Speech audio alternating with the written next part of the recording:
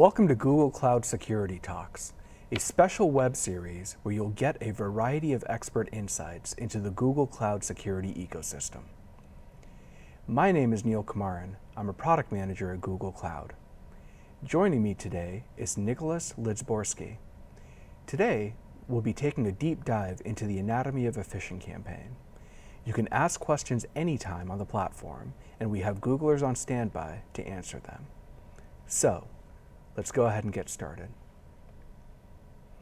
A good place to start might be defining phishing. So let's talk about what phishing is. Phishing is a social engineering attack meant to trick users into disclosing sensitive information or performing dangerous actions through electronic communications.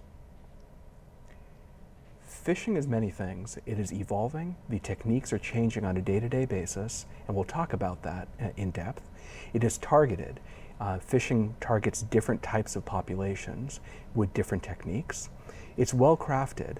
Phishing has evolved quite a bit from the basic attacks that we saw many years ago to extremely personalized attacks that we see today. And phishing is also preventable. So one of the things that we'll spend some time today talking about are ways that you can secure your organizations against phishing. So one thing to keep in mind is that phishing is an ever-moving target. The techniques that we used yesterday to detect phishing will not work moving forward, and so we constantly need to evolve and adapt. So let's talk a little bit about the different types of phishing that we see. Phishing moves on two different dimensions. There are the volume of the attacks that are generated and the sophistication of the attacks that are presented. So talking through this, we can segment phishing into three different types of phishing. One might be bulk phishing attacks. These are generally what you hear about, and these are automated campaigns. They sometimes target thousands of individuals or organizations at a time, and they tend to be a little lower on the sophistication spectrum. Somewhere in the middle, we have boutique phishing attacks. These are handcrafted campaigns that target perhaps a few dozen individuals or a few dozen organizations. They are lower in volume than the bulk phishing attacks that we see, but they tend to have a higher degree of sophistication in the techniques that they try and use to exfiltrate information. On the high sophistication end of the spectrum, we see spear phishing attacks. These target specific individuals within organizations, and they generally have a lot of research behind them as well. So as we think about whether phishing is still a thing, it's a question we're asked quite a bit. And as long as email continues to be a vital way for most organizations to communicate and get work done, it is a very attractive target for phishers. So it's not a surprise that attackers are more active than ever on using this particular channel to attack your organization. We see an extremely large number of phishing attacks within Gmail on a daily basis. On a given day, we see over 100 million phishing emails that we block from reaching our users. And these attacks, as I said earlier, are constantly evolving. Phishers know that their window of opportunity is extremely limited. As signals build within systems, their campaigns stop working quickly, and so they need to continuously adapt. Of the 100 million phishing messages that Gmail sees on a daily basis, 68% of these have never been seen before. They are new and novel types of techniques that we see every day. Another thing to understand about phishers is that they're extremely agile. They try and make themselves very difficult to pin down. Not only do they evolve quickly, they keep their campaigns extremely small and targeted so they can deliver content before systems catch up. The median number of phishing emails that we see per campaign is about 250. So half the campaigns have 250 or fewer phishing emails sent. And the half-life of these campaigns is extremely short as well. The median is around 12 minutes, and this means that the attack is short-lived, so there's not a lot of time for systems to pick up trends and try and catch on. And when we start taking a look at what phishing attacks target, what we see is they're targeted at very different rates depending on the type of organization. So Gmail consumers, using them as a basis, we see that companies are actually targeted at about 4.8x the rate that Gmail is. And in the middle, we see a higher rate of targeting for nonprofits, for government-related entities, and educations as well, or educational institutions as well. When we take a look at the attacks themselves and what types of impersonation phishers attempt, it spans the gamut across many different types of organizations. Email providers are still a very, very common target for impersonation, for credential harvesting. But we are also starting to see an uptick in cloud services, financial institutions being impersonated, as well as e-commerce platforms and delivery companies. And one of the things that's really driving a lot of the iteration and mutation that we see is that phishing is becoming substantially easier over time. The campaigns are becoming easier to dispatch, and this allows phishers to move quicker. There are even open source tools out there that help phishers set up these campaigns and help them monitor the effectiveness on a campaign by campaign basis. So they have a very good idea of the techniques that are working and the ones that are not, and how susceptible the users are that they're targeting to their attacks. Another important thing to keep in mind is that phishing has evolved and has improved over time. Initially, you can think about phishing as starting with low sophistication emails that had many typos, and users that were paying attention could very easily figure out what was phishing by paying close attention to what they were seeing. Today, these larger scale attacks are much better designed and crafted in ways that allow victims to self-select. We'll talk about some of those techniques in a few minutes. And those are just the bulk attacks. On the other end of the spectrum that we talked about, you have targeted phishing and spear phishing.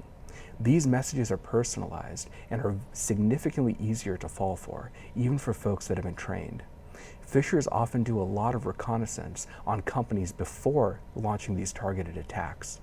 For example, they'll make an email look as if it's coming from a supplier, a specific supplier that your company does business with, to add an additional layer of authenticity to the mail.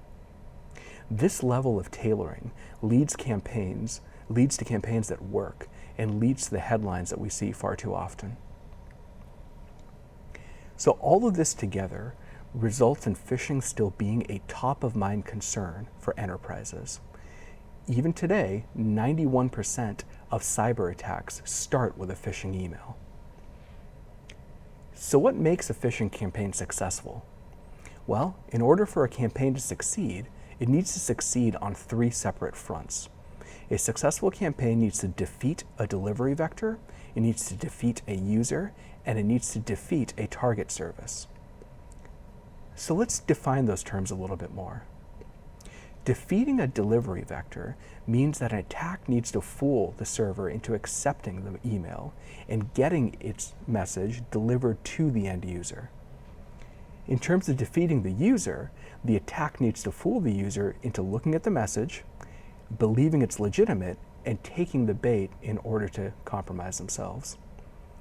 For defeating the target service, the attack needs to use the information that it has now harvested for a malicious purpose.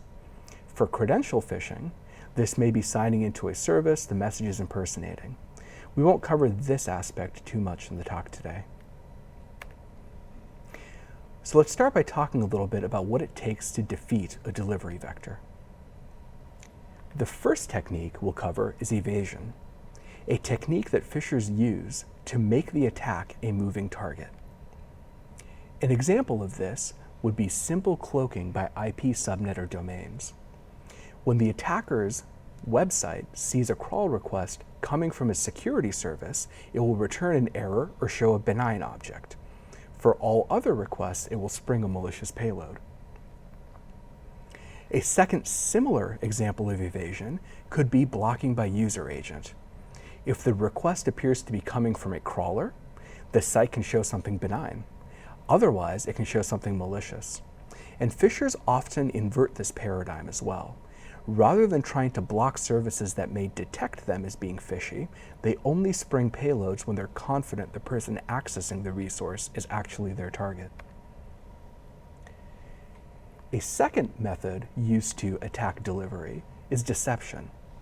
So this is exploiting capabilities such as rendering to show different things to a classifier than what the user is seeing. So what does that mean? Well, here's an example. What you see on the left is what the user would see. A standard, mostly normal looking, change password request. However, when the delivery system is attempting to classify the message, it's actually a series of images that are stitched together. So the classifier has a hard time identifying the actual content and what is being shown to the user. A third technique used to attack delivery is confusion. So this is actively tricking the user into giving incorrect signals to the delivery system. So what's an example of this? Well, weeks prior to an actual attack, the attacker may send messages to their target with relatively innocuous content that's there to solicit a reply. They may actually do this a few times.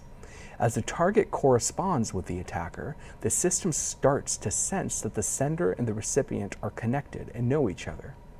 This is done so that when the attack is eventually sprung, the system assumes a higher degree of trust between the parties. So let's move on and talk about how phishing attacks actually go about defeating the user. The number one thing that phishers exploit is that attention is a limited capacity resource. We all lead extremely busy lives, and we make quick decisions as information is streamed in front of us. We may only have a few seconds in order to decide whether to respond to something or not. This is ripe for exploitation, and this is exactly what phishers zero in on. So how is this exploited? Well, phishers tend to game innate human traits. They may exploit habits, so making things appear as if they are safe and familiar to give a sense of comfort as you interact with it quickly. They may exploit pressure, so this is using embarrassment or fear to try and elicit a response from the target. They may present their attack as a vanishing reward, so a limited time opportunity where the user needs to react quickly or the opportunity may no longer be there. These are just a few examples of things that they exploit. So let's take a look at some examples of what that may look like. And these are some examples that are based on real campaigns. So first, here's an example of something that presents a sense of urgency. When the user takes a look at it, it looks like they received a refund, but in order for them to get the money, they need to react very, very quickly. This creates a sense of urgency for the user to respond. The lure is also a reasonable amount of money. It's not the large schemes that you hear about with phishing with millions of dollars. This is a small refund. And that helps gain trust in the user's mind and also helps them ignore some of the warning signals that they otherwise may not. The second example is an appeal to emotion. So this is an example of a donation request that was a phishing attack that came in after a wildfire.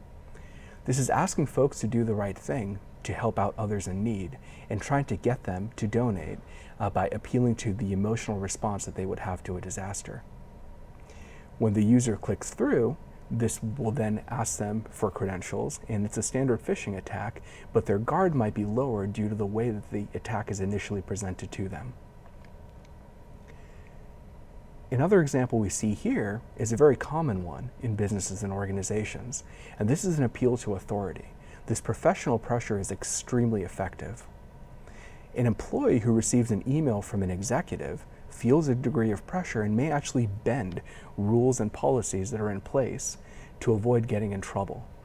They may feel their job is in jeopardy, and so they may be falling right into a phisher's trap by ignoring other warning signals they may otherwise see. So that's a little bit about attacks and techniques that phishers use. Now let's transition a bit and talk about how G Suite protects you from threats. After that, we'll be telling you a few things that you can take back to help better secure your organizations.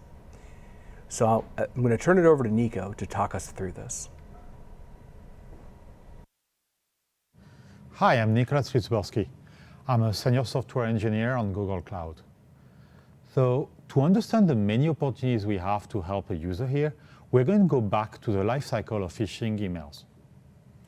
The story begins when the phishing email arrives at the server and being delivered.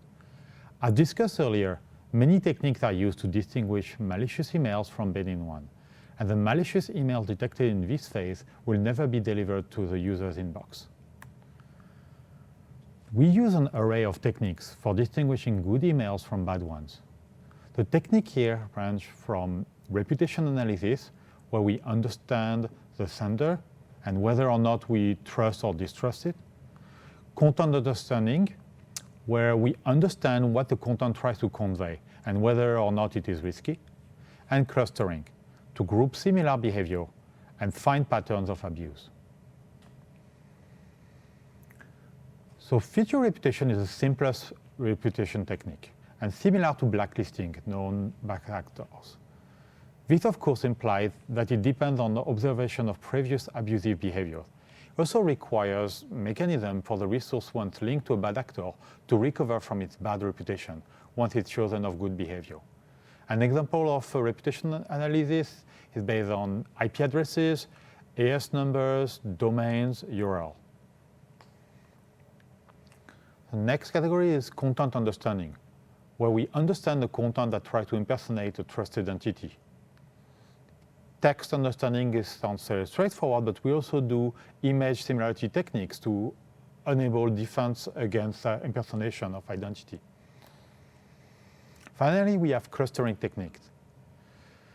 AI enables Google to efficiently protect billions of users across all of its products. In case of Gmail spam, phishing and malware, we put together a pretty good mix of technologies over the years that really show the progress of the field. We were one of the early adopters of AI techniques at Google, but we made it a point to keep exploring new ones. Today, we have a multi-layered mix of linear regression models and neural networks. So those networks are used to analyze content and identify malicious content and separate it from legitimate content. At this stage, we have eliminated almost all of the phishing attacks, but we cannot stop here. It's not over yet. Time is of the essence when defending. Suspicious messages can be delayed to gather additional signals. The content of a message, especially when HTML, is going to be sanitized to protect against deceiving CSS. The user will eventually open the message and view its content. This is a time to grab the user's attention in case of potential issues, such as borderline verdicts or anomalies about the message. So Google had security warning for a very long time. But as part of our Gmail redesign last year, we worked with user experience security team and introduced new banners with very clear call to action. For risky messages, we disable capabilities such as link and attachment. We're also providing learning based on the report of the user or whether the site looks safe. This has a huge impact on reducing interaction with malicious email messages and sites. Assuming that no banner was shown, or that the user ignored it and the user was fooled, they finally interact with the message. Here we have another chance of stopping the attack. There are several types of interaction possible, and we're going to show the three most important. The first one is attachment download. And this is most common in malware, for instance, ransomware, rather than phishing. So we'll skip for the phishing focus talk here. Then we have link click, which is the most common path taken by phishing emails. The email is going to entice the user to click on the link and visit a phishing site that will ask for user information. Here's an example of a message that does just that. Reset a password, please click here. There are two things that can prevent the user from going to the site. First, we can at least show a warning prompt. This will inform the user that the target is a suspicious link and discourage user from proceeding to the site, or at least be more careful while on the target site. Second, at click time, we perform an up-to-date safe browsing check on the link by going through a redirector. This safe browsing check is using the latest Google safe browsing definition to provide the greatest capabilities in terms of protection for our users. Finally, the user can reply to phishing messages. This is usually done for phishing variant known as BEC, targeted attacks where spoof sender asks for sensitive information instead of credential, for instance, bank account. Here's an example of an email doing just that, claiming, I'm your CEO, I'm in a hurry, using the recall pressure and vanishing reward technique we saw earlier. You don't want to anger your CEO. The warning will alert the user that this is a person external to the company, and hopefully get the user to not reply to such messages.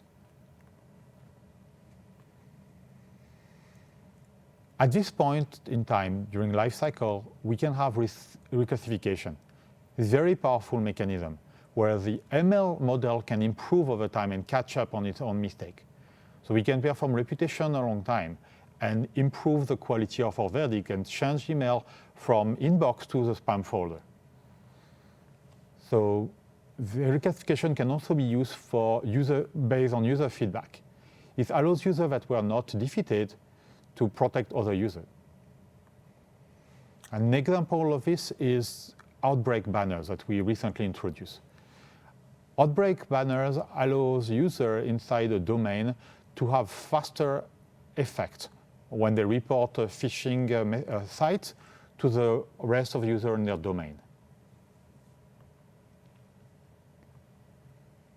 So as we've seen, we have an array of defense in depth that is protecting users with multiple layers that are also temporally based, that ensures that the users are safe in your domain. Now we're going to go over some techniques that you can use to raise the bar in your environment. The first one is to use unphishable solutions, such as U2F FIDO2 token that authenticate user. Those tokens have been used for several years at Google, and we have not suffered account hijacking since then. So those techniques are extremely successful at protecting against attacks. Obviously, just supporting technology is not enough. Users generally go to the path of least resistance, and to make users use the right technology, you should actually make them enforced by policy throughout your domain. Now we go over some takeaways for you to act immediately. First one is to ensure your outgoing email and your domain are strongly authenticated using DKIM and DMARC technologies. Additionally, you should really investigate having a password manager and 2FA to ensure your credentials as admin are well protected. Now, over the next 3 months, you should investigate phishing-resistant 2FA solutions for all employees in your domain. This will drastically protect you. You should also enable advanced security options for incoming email. Now, over the next 6 months, you should investigate using brand indicator for message identification, known as BIMI standard. This will help us defend your brand. You should also investigate FIDO2 token for all your cloud service authentication, ensuring your users are not phished. Thank you. You can gain additional resources on our security at cloud.google.com/security, as well as safety.google. Thank you for tuning in. Please visit Cloud On Air for more content from Google Cloud experts.